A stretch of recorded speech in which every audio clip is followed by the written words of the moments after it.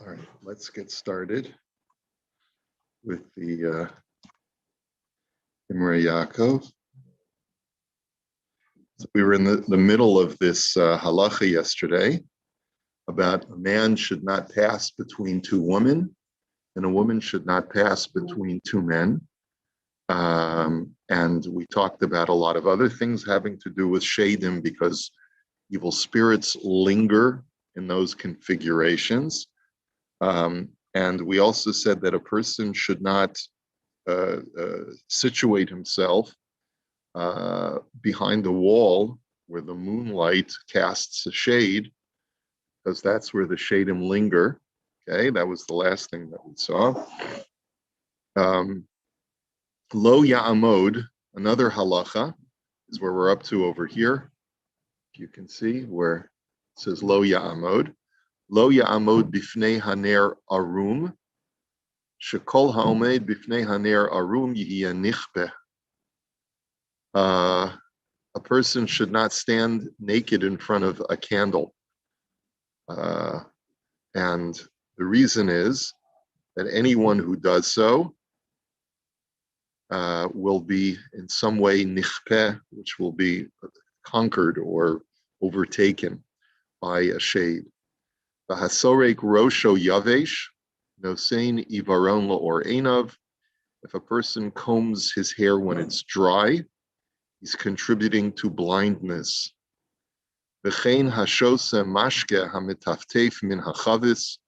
And similarly, if a person drinks liquid that's dripping from a barrel, v'chein hanoel min alayim ba'od sheraglav lechot mimei harichitza, or if a person puts on his shoes when his feet are still wet from his bathing, biyamehem.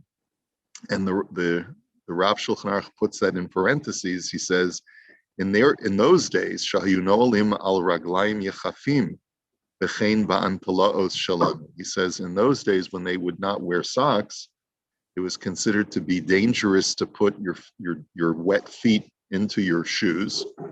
And the same thing would be true to put your wet feet into your stockings or your socks is considered to be something that you shouldn't do because you're inviting shadim. But obviously a lot of these things are unhealthy activities. You can get fungus, right? Those dirty fungus shadim, okay? V'hashose resicha ha'ole al gabe mashke pasha l'ririn haboin min hachoitem v'hamenafecha befiv kashe l'rosh. So he says that if a person drinks the froth that sits on top of certain kinds of beverages, that's bad for what's the nasal drip that comes from the nose, and the hamenafecha befiv, and the mucus that comes in your mouth. I'm sorry, the hamenafecha befiv kashe l'rosh.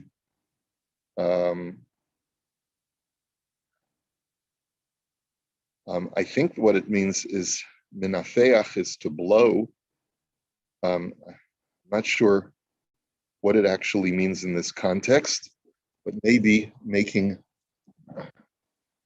a pocket of air in your mouth is bad for your mouth, is bad for your head. V'hadochek osa litzdadim. Let me just see what v'hamenafecha means.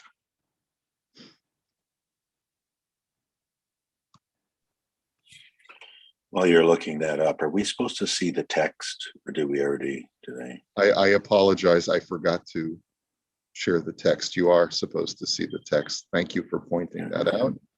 I missed the first 2 minutes, so I didn't know if it was explained. V'hamenafecha befiv. Menafecha. Let me just look up this word. Menafecha.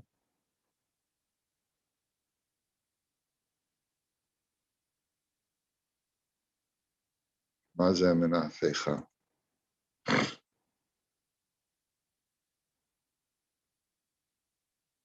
have no translations for menafecha.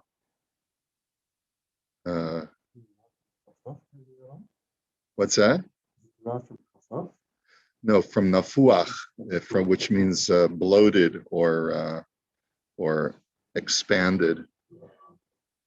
How about an inflator? Inflate, right? A menafecha would be an inflator because it inflates something. But menafecha befiv, I think, means just like blowing air, like making like a, with your cheeks. Yeah. Maybe holding the air in your mouth. It's bad for your head. And if you push a pocket of air in the side of your cheek, that's bad for poverty. That could bring poverty. The Hashosamayim b'ka'ara kasha l'kilyone nayim. He says if a person drinks water in a plate, that's bad for kilyone nayim, for destroying the eyes. Ka'ara kafuya al pi hakad kasha la'anyus. You take a plate or a tray and you put it over a jug, that will cause poverty. Subin bebayis kasha la'anyus. A bran that is stored in the house is also bad for, in other words, it's a sign to bring poverty. I have bran in my house. I have it every morning for breakfast. It doesn't just bring me poverty, it keeps me regular. Okay, maybe too much TMI. Okay, pas teluya ba'avir kasha la'anius.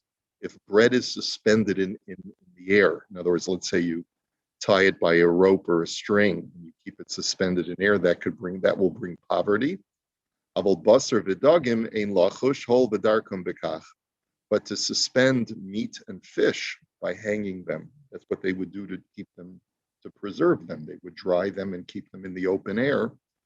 That's like, if salami's hanging from in the deli, right? You know what I'm talking about. So you don't have to worry about that because that's normal. Pirure pas bevayis kashalanius, crumbs on the floor will bring poverty. That's from the Gemara itself. Imheim b'makom drisas haraglayim. If the crumbs are on the floor that people can step on, that brings poverty, and that's why there's a custom that when you cut the challah, you're supposed to gather all the crumbs and eat them in some way so that you don't leave over crumbs, because leaving over crumbs could cause poverty. And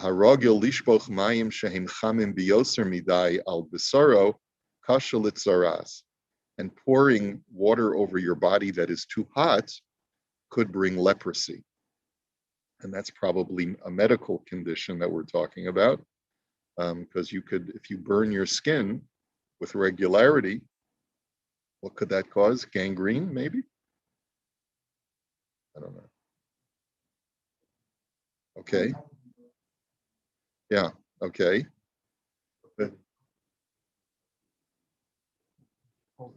Yeah. And similarly, if you step on eggshells, right? Talking about walking on eggshells.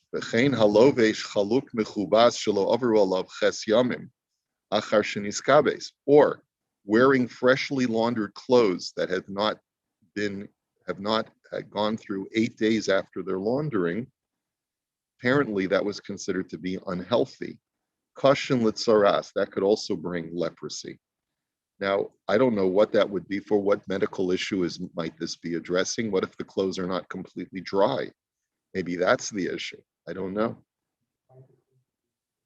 What? Maybe if they use a certain chemical, that could be harmful to the body. Sure. And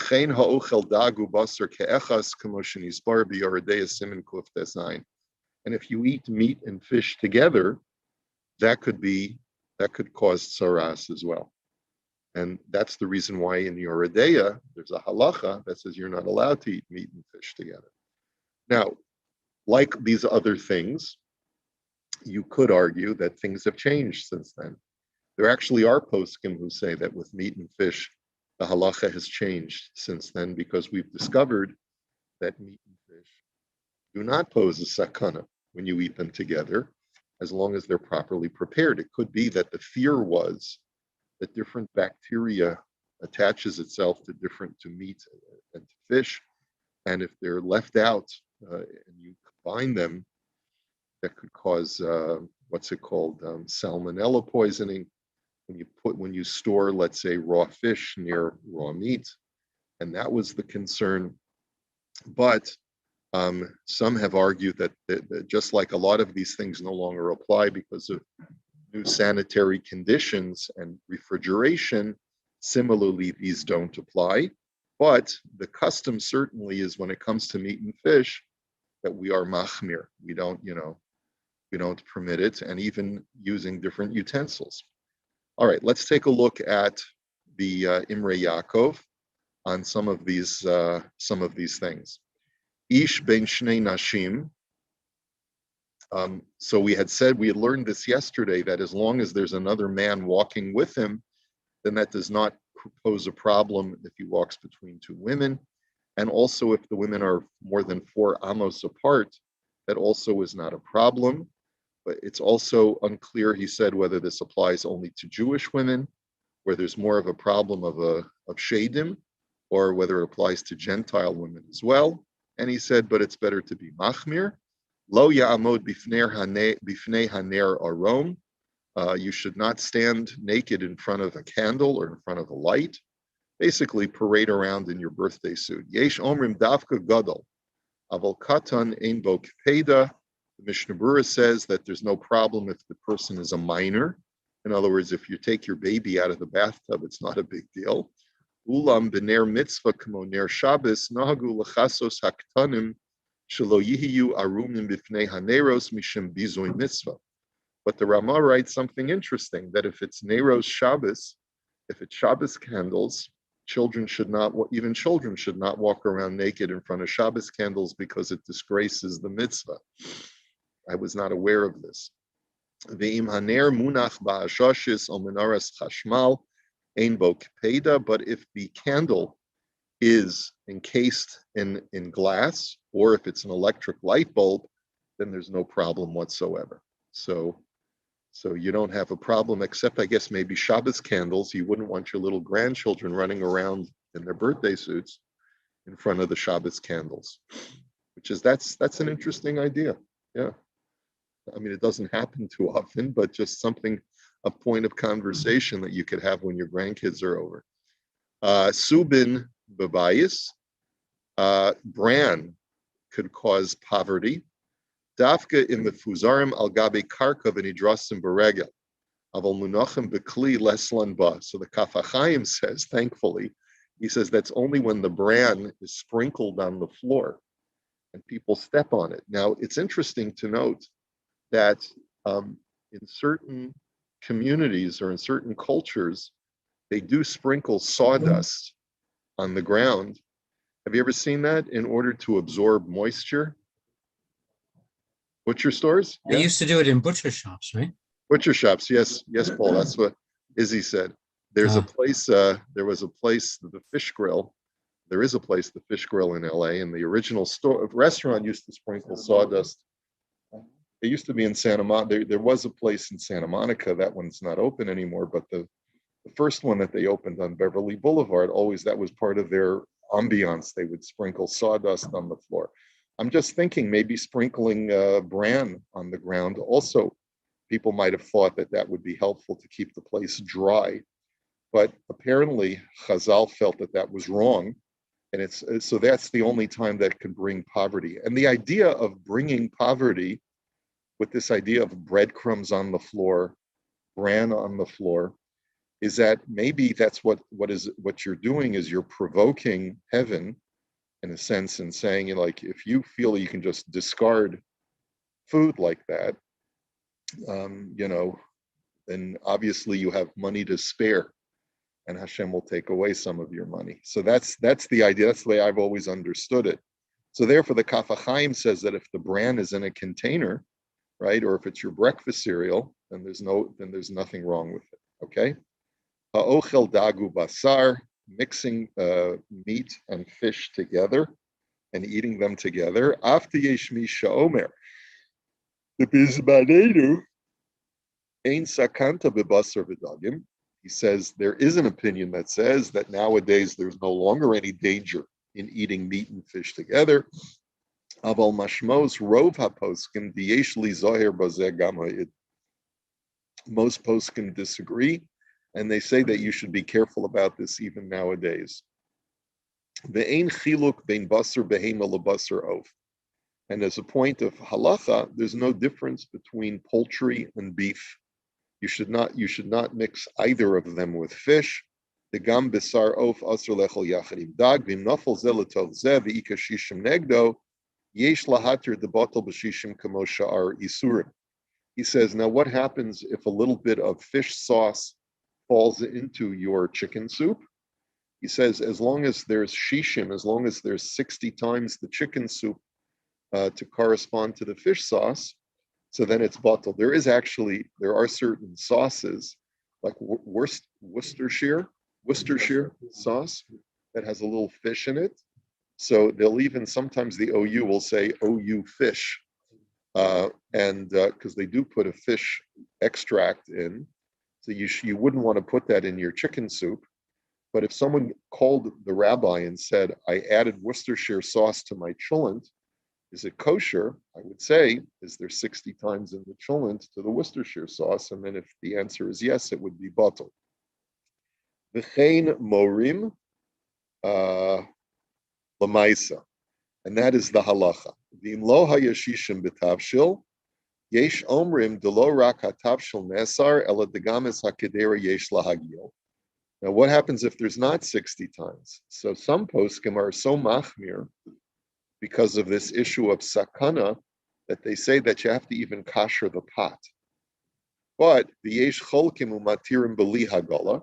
So in other words, the cholent, if you put a piece of fish, you thought it was chicken, and you found a piece of raw, what you thought was chicken, and you threw it into the cholent before Shabbos, and your wife says, where's that haddock that I was saving, right?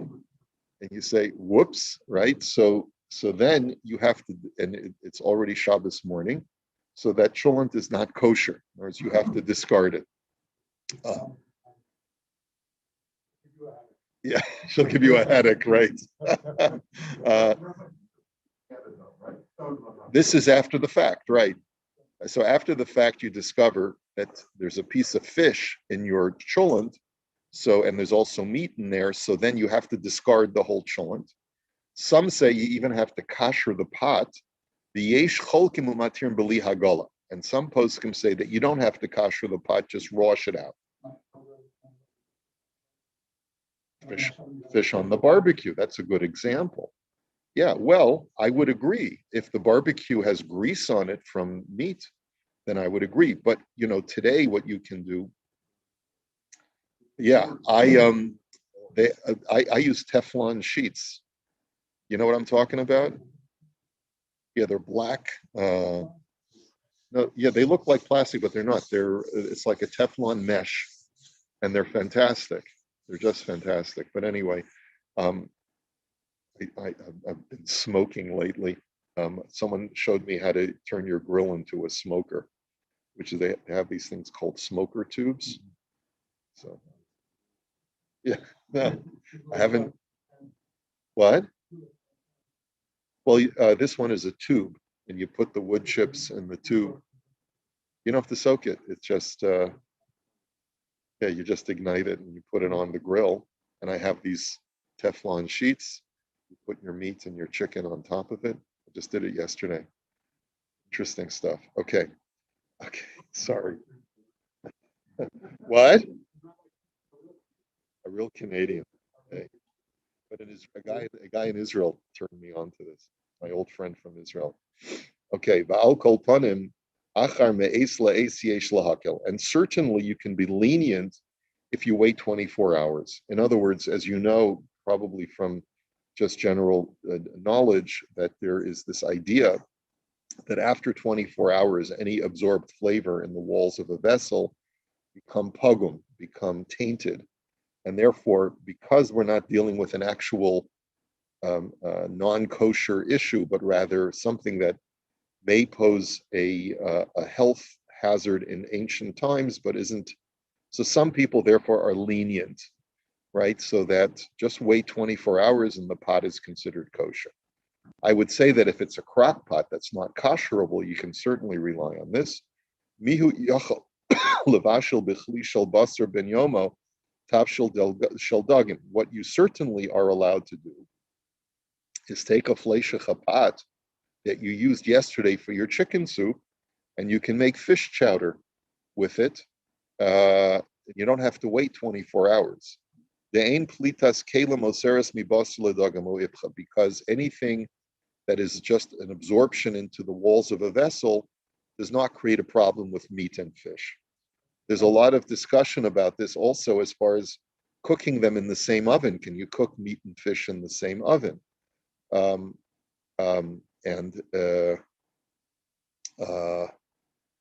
So getting back to your idea of the grill, he says, and that's the minhag, that even lechatchila, you can take a fleishach pot that was used just a few hours ago to cook meat, and you can use it to cook fish. But v'dafka imhu naki, but only if it's clean, right? Going back to your barbecue grill. Al kein yesh li zohar b'miyuchad b'machavat shemetagnim bo basar, v'rotzim letagim bo dagim sheyeh naki legamri. And therefore, when you're dealing with a grill where you fry meat, let's say on a griddle, and you now want to fry fish, you have to make sure it's totally clean. Below yihiyebo shum shirayim mehatigun hakodem, and there should be no remnant from the previous frying. And similarly, vice versa. Make sure if you use the griddle to fry fish, that you have to make sure it's totally clean before you use it to fry meat or fried chicken. Okay, now, and the same thing would be true with the grill. So that's why I would say that I would agree with your wife. You shouldn't put the fish directly on the grill unless you have a different grill specifically for fish. Yeah.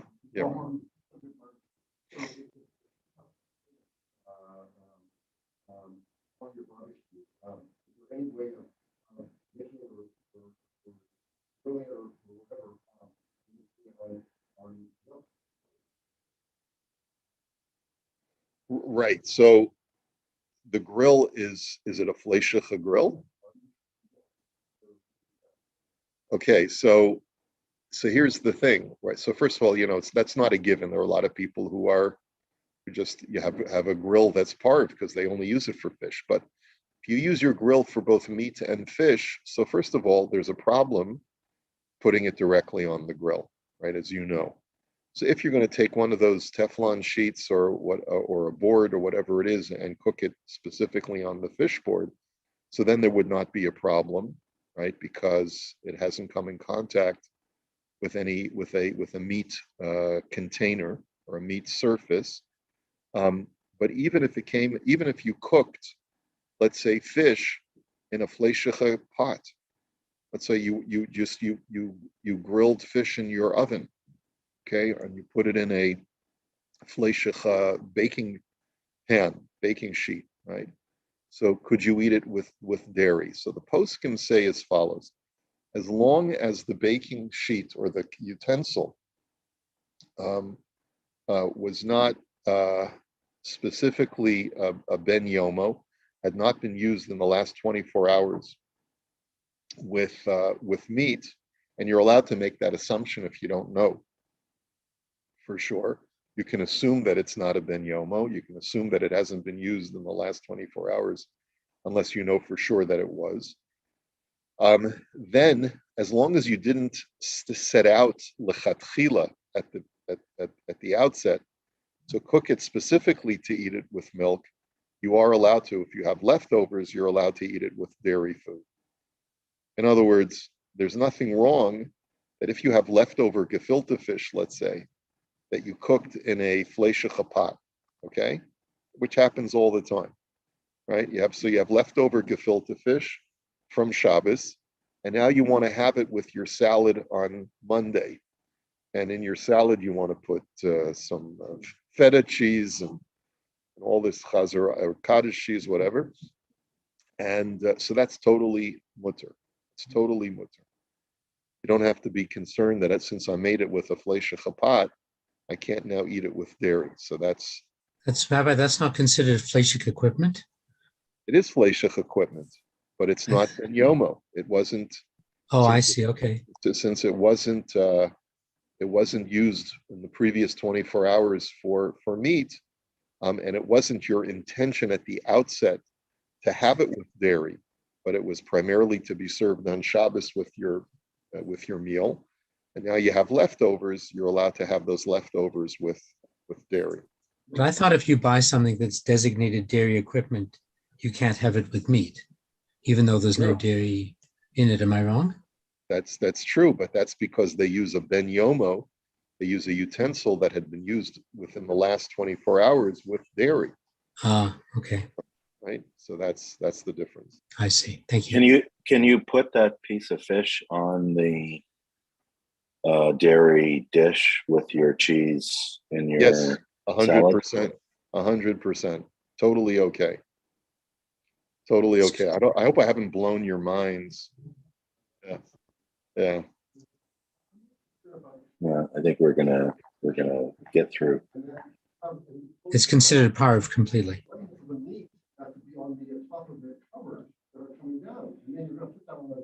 Right. So if your barbecue is dirty, if it's dirty, if it's not dirty, usually there's no actual physical remnants of meat on the hood, right? The hood, that's the right word. It's usually on the grill. And as long as you create a barrier between that.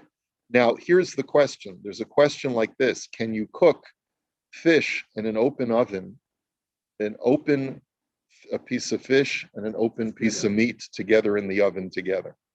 So that the poskim, if my memory serves me correctly, the poskim say you should not do that. I think it's a Dagul Mirvava in Siman Kuf Ches that says that you should not do that because Reicha Milsa, because we hold that more than not the steam, but the smell actually can transfer from one to the other. I think, if memory serves me correctly, that we're machmir there also. But if one of them is covered, then it's okay. You just need one of them covered. Then you can actually have them both in the oven at the same time.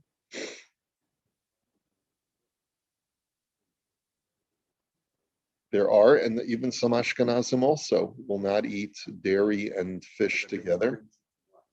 Cream cheese and lox they won't eat, right? And that to me is, when you go through the original sources, you discover that that's based on a printing error in the original Shulchan Aruch. You think I'm joking, but that's so many poskim said that was based on a printing error.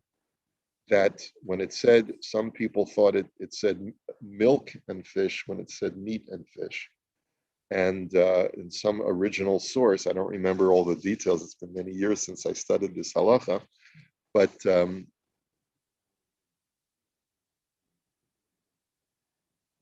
it was in the original printing of the Shulchan Aruch, yeah.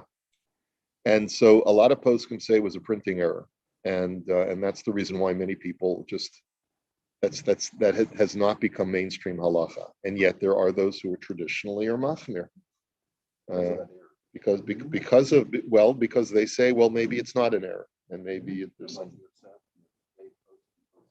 I don't know what Rav Avaji says. You should ask. I don't know. Ask around. Okay, we'll hold it here for today. We'll Mir Hashem continue this tomorrow.